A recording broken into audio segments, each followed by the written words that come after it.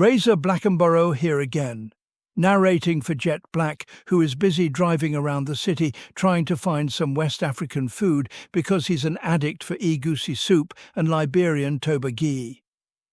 I tried to tell him that there is no no West African food here, but crackheads, West African food-addicted patients don't give up so easily. Damn these Gulf Coast Negroes, they are so stubborn.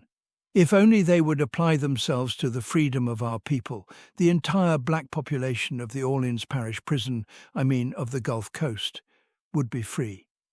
Today we shall look at the Boomshika. Boomshika is currently at the local watering hole, having spruced herself up to attract a male. Unlike females of other species, however, Boomshika seeks not an actual mate of any sort, neither permanently nor temporarily. She has in fact already given birth to 2 offspring without really looking for a mate. The males of her species only recently began to display standards of their own, but that was after the births of her 2. Boomshika is now seeking prey, not a mate. Boomshika looks for a man that has too little experience with the females of his species to know what they actually want at their core, and this relies on other females who hate each other, cooperating to keep many males in the dark about these wants and wishes. Thus, the women have to silently agree on which men to keep in the dark, otherwise the discussions and signals would tip the men off and alert them to the plans. The males that the women simply want to impregnate them are usually discreetly invited to copulate, the secret usually being kept from the other males with little regard for other females knowing of these pairings. Boomshika is looking for a man to provide extra protection and supplies for her children, which may involve him thinking they are mates. However, this is the secret kept from the males. If he was really her type, he would already be the biological father of her children. The entire social and sexual landscape, and thus the paternity and DNA of the offspring, have long been dependent upon this secret being kept. This may very well be the biggest conspiracy of secrecy the planet has ever known. The female of the species with the most detailed languages on the planet is capable of expressing so much more than the males, and yet has remained silent about their preferences for the fathers of their offspring. Baboon females can only show, not explain, their preferences for which males will sire the offspring. The same goes for chimpanzee females. Gorilla females are actually very neutral, preferring whichever males will win a fight if there is a fight to win. Gorillas know this. Amongst the bipedal primates, though, the preferences are a mystery, with the oldest cultures not even bothering to ask anymore. However, in 2 cultures, one of which is the Boomshika culture, outright deception is the order of the day. They do not struggle to show the males which ones they want. They actually utilize their detailed language to lie to the males they don't want reproducing, so that these males will defend and help feed the offspring they didn't sire. They might even feed and defend offspring they know aren't theirs, because they believe the mothers actually prefer them and will allow them to reproduce their own genes in their own offspring later on. This is, of course, not true, and this we know based on confessions that have recently been spread across the treetops of their social media. You see, Boomshika specifically seeks out men who don't bond well with children, which often leads to disappointment in the mothers when they learn that the men they want for DNA actually like children more than their appearances signal to others. They often stand in the biological father's way of raising his own children when they find that such father actually has paternal instincts and affection.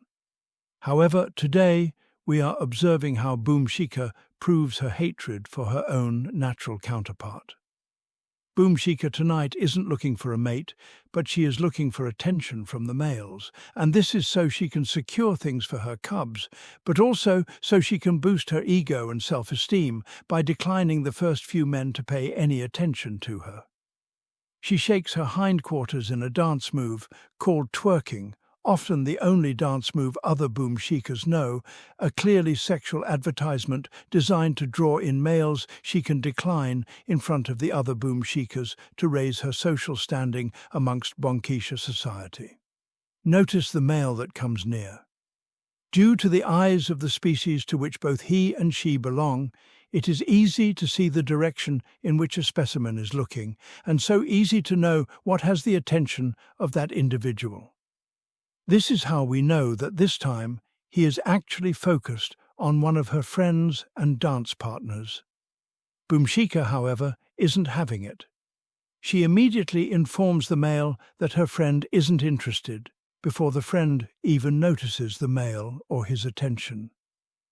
The male replies, but the sound is lost under the volume of the low vibrational music, and we can only hear her because she wants the world to know she is rejecting a male of her species.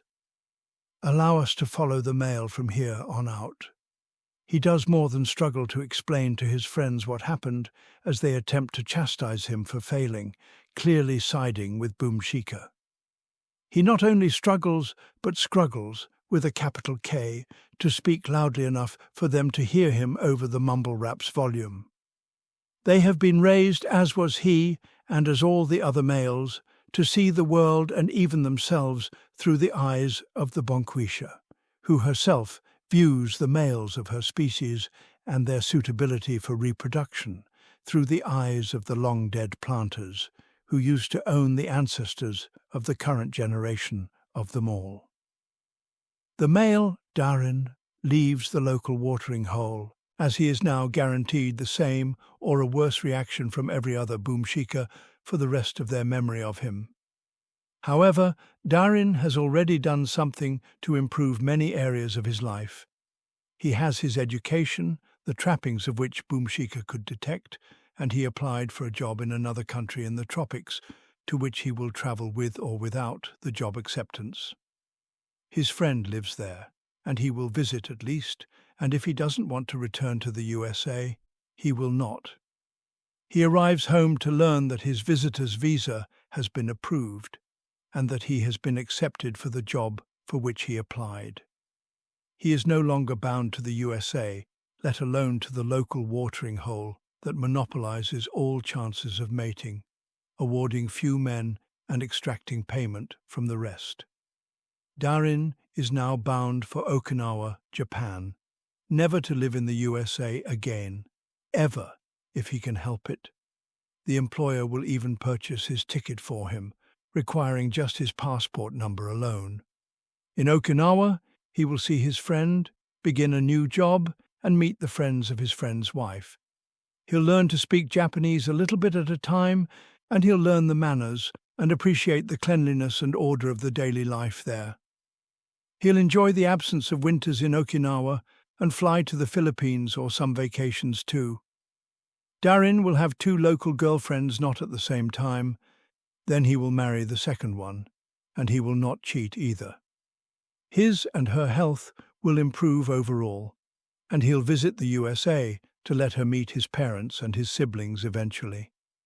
This is where the reason for this lesson comes in. When he is back in his hometown, the local Boomshikas will quiz his sighter and even him about why he married a Japanese wife and not a real sister from there.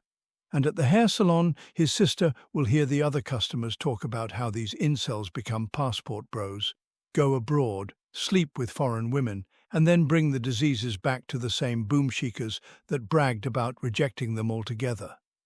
The irony is that only the men will raise the question that must be asked, but that no Boomshika will ask.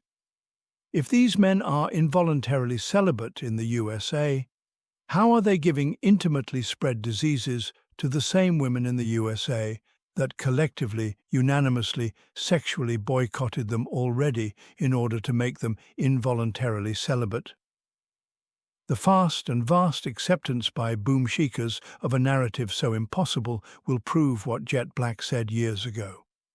This is not a lack of understanding.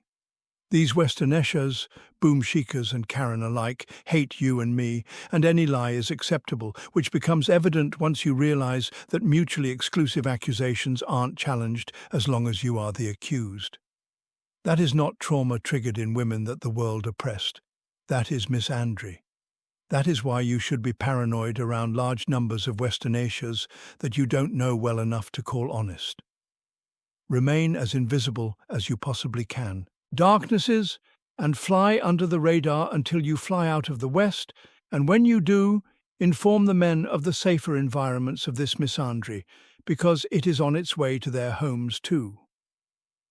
Karen and Boomshika wished to turn everywhere into the watering hole environment in which Darren was rejected more loudly than the music that was drowning out every other sound. They wished to turn all women into copies of themselves. The one thing they don't know, and don't ever want the world to know if they find out, is that Darren wasn't approaching Boomshika, nor was he approaching her friend, but he was attempting to inform the friend that her face was on a wanted person's poster, and the security guards were about to turn her in for the reward.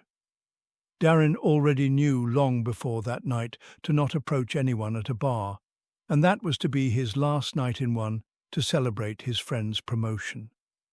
This is the story never told. Were it up to the Boomshikas, it never would be. Thanks for listening, and Jet Black sincerely hopes this helps you out.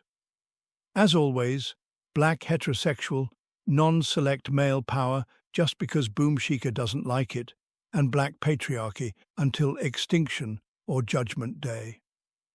Thank you for flying with us again here on Jet Black Air, where the phrase jet black is also a verb. Keep jetting black with us until the wings and the wheels fall off. Gender, justice, forever.